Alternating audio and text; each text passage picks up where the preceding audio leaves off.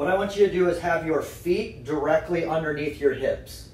And what I want you to do is go down into whatever your deepest squat is, or whatever you think a chair height is.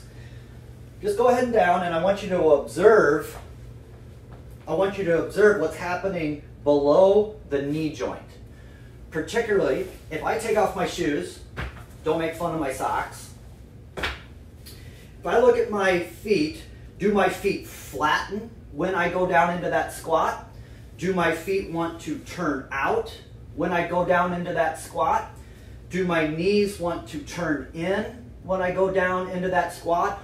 Or are you at a combination of all of those things? So go ahead and squat 2 to 3 times, and it works best if you actually film it and set up the camera kind of just like I have now.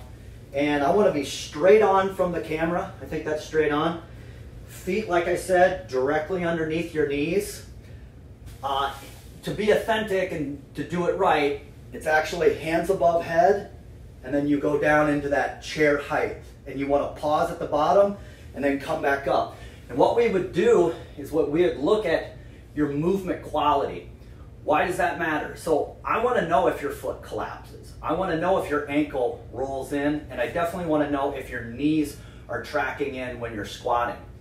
So the same test can be applied in a single leg as well. So the next test I want you to observe yourself in is just a single leg squat. So put your hands on your hips, and I want you to squat down as low as you can and observe that range of motion. And then I also want you to observe, does the knee travel in?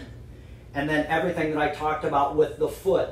Are you collapsing in the foot? Are you gripping the ground with your toes? Are you flaring your toes up? All of these things are little indicators of movement faults or tightness in that area. So once we can identify what is the problem, then we can say, all right, these muscles are responsible for that.